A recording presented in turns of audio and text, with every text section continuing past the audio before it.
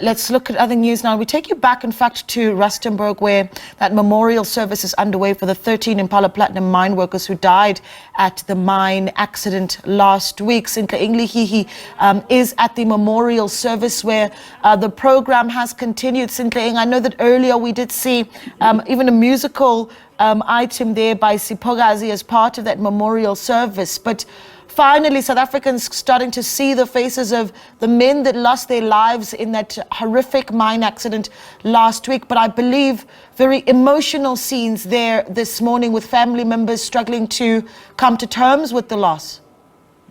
Absolutely, Naledi. Family members' emotions are running high, battling to come to terms with this utter loss, the sheer loss that, when their loved ones went to work, they never imagined that they'd end there and they'd never see them after performing their duties at work. And now they're here bidding goodbye to their loved ones when most of these happenings were mostly unexpected.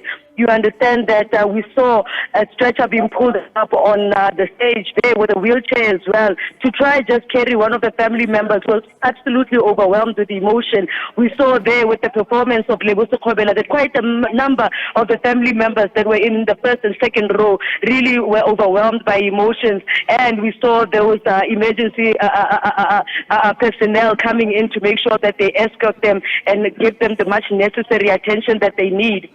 Yeah, and in terms of the program, and perhaps if you can give us some detail about who it was that was carried off on a stretcher from the stage, an overwhelmed family member, once those details do come about.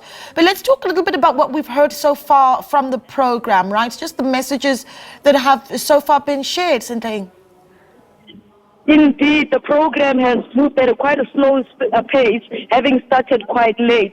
We saw opening there by representatives of Impala talking about the need, to provide the much-needed support to affected families. And we also heard word from AMCU Regional Secretary there explaining to us, the sheer dominance of AMCU as a union representing workers here, and that, their membership has had quite a blow, given that now those members have passed on.